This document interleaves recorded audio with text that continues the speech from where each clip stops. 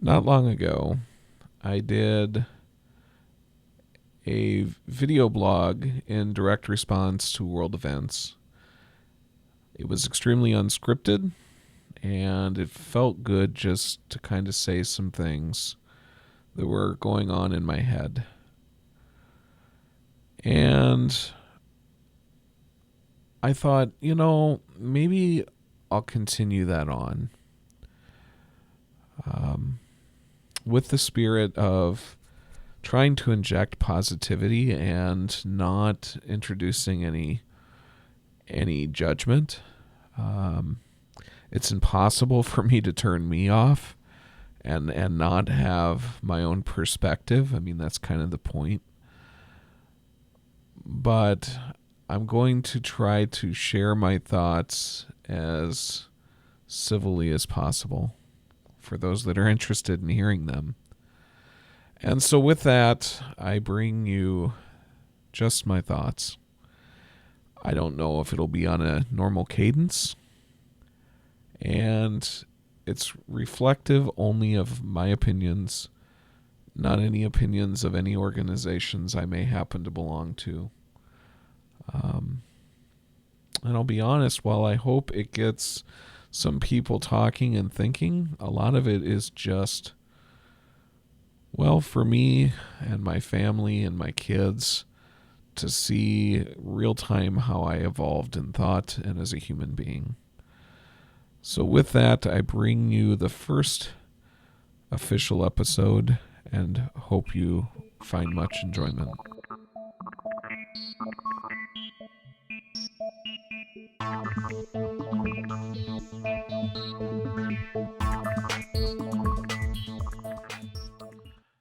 Well, hello, friends. Another unscripted quick chat. Well, I'll try to keep it quick. I ran across a question from a friend of mine that asked the question, are some better? Are some people better? And I thought, wow, this is such a good question and has so many layers. And the short answer is, of course. And the follow-up question should be, at what? What are we talking about? And with that comes recognition that each of us have strengths and each of us have weaknesses, those that are very in tune with themselves and perhaps as importantly in tune with others, know well what each of those things are. And those that are challenged in these spaces may have blinders and have absolutely no idea. There's a lot of other directions we could go in from a should someone have more right over another? I think personally, my answer to that is no. But even that is an interesting conversation as we talk about specific cases like the military and other platforms that really require rank. But as a civilian and being who I am, I want to hear as many perspectives as I can because I recognize that, well, there's lots of things that I'm not super at. And I need some of my friends and family to be counterpoints or get me to think in different perspectives than that which come naturally to me. So a good example of that is I remember in high school being told I was very naive. Um, I think as an adult, maybe I've gotten a little bit better in that space, but I'm still very idealistic. I've adopted the philosophy of fool me once, shame on you, fool me twice, shame on me, and have tried to live by that, but also live within the framework of, we're all doing the best we can. And for each of us, even though we try very hard to show empathy towards our fellow human beings, some more than others, it's really impossible for me to know anything but my experience in this world or my interpretation of what you have told me your experience is, based again on my experience in the world. And I think sometimes humans get into this trap with regard to ignoring Covey's habit of seeking first to understand, then to be understood. And there's lack of true consideration based on our own blinders of others' perspectives. And I saw a really great video on this from a physician who talks about the various taste buds that we as humans have. Things like liberty, care, caringness, and based on where those palettes are weighed as us as individuals show different mindsets and different ways of looking at the universe. And I shared with a friend of mine, the world would be a much better place if each of us took just 15 minutes to really listen to that and try to grasp it. Though I'm naive, I'm willing to admit that yes, there is evil in this world, but I would say that that is probably a very isolated event. It's an outlier. Most humans, at their core, are trying to practice values that are in alignment with the future success and happiness of the human race. And I would caution anybody who's willing to listen to me that you have to stand and give pause to what it is that is being shared as a perspective, because what you think you may understand is not, in fact, what others' drivers are. This is why I think so highly of Simon Sinek and his description of the power of why. Because it becomes very easy to go and tell somebody that you want them to do something or that they should do something. And they can jump to conclusions about why you're telling them to do that or why you might be arguing against something if there's not an explanation of why. And here's an example. In my real world, I am not the most financially responsible. Why? Well, because honestly, I want to try to help people that are around me as much as I can. And so in my day-to-day work, I'm partnered with people that are very financially minded, and that's a good thing. We make a good partnership. If I was completely careless and not thinking about big picture, the financial spends, the organization would cease to exist. And that's not good for anybody and basically undermines the ability of helping people, because there would be no organization left to basically help people have safety and ability to feed their families. I spend more time with the people at work, honestly, than I do with my own family. Not because I don't love my family, but, it's 1/3 plus of my day. My children and my wife have their own lives, and realistically speaking, we're going to dance practice and support groups for a special needs kiddo and philanthropy work that I do. And at the end of the day, my colleagues and peers and everyone I serve at work is like a family to me. So, why do I share all that? Well, I recognize the need for understanding where dollars are going and making sure that our spend is not greater than what we can bring in on inflow in order to sustain our continued existence. And as a result, even though I'm challenged with my own finances, and I'm challenged to think in those terms, I recognize its importance, and as a result, I tend to support more fiscally conservative ideals. Doesn't mean I don't want to help every single last person on this planet. Absolutely want to do that.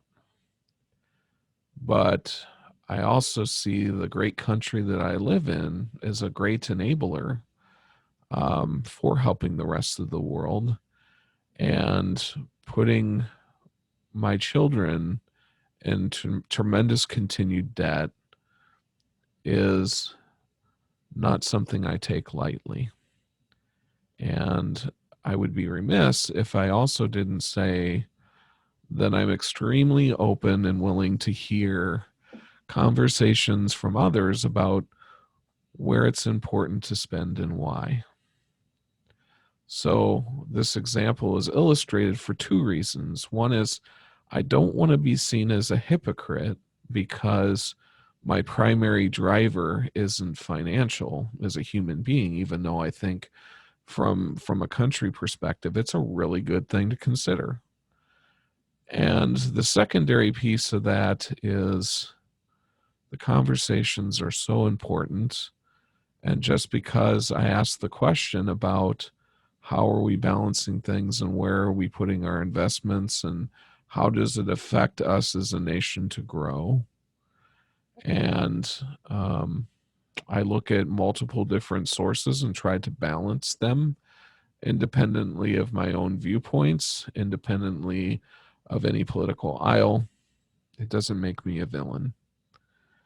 And frankly, any person who feels villainized or is put in a position where they are villainized for asking why is being bullied. And it's just as simple as that.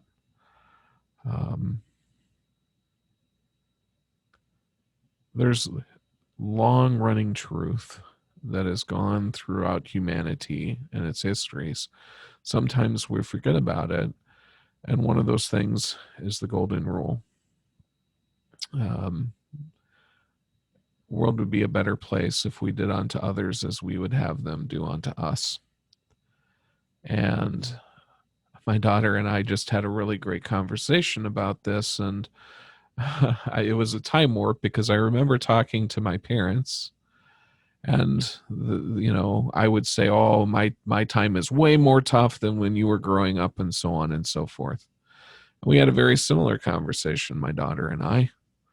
And I said, a lot of the challenges you're facing and that you're seeing every day are things that I saw as a child too. But the one thing that I'm not so sure about that might be unique to your generation is if I was being given a hard time, whether it was because I was overweight, whether it was because of my family, whether it was because of the car that I drove, or how I did in class, the questions I asked, I always had the safe haven of going home. Pardon the interruption. I realized that I didn't really explicitly call out the challenge that my daughter faces, that I didn't. It's that in today's world of social media, kids can't escape this type of bullying. It follows them even at home, and I got along with a great many of people. I tried always to be polite and optimistic and friend people. If I saw somebody was alone, I didn't like that too much and tried to learn something about them even as a small kid. But I wasn't immune to the things that I just outlined. People poked fun at me for all those things. And a major part of me growing up was one, not letting that feedback stop me, and two, really learning to forgive them. Because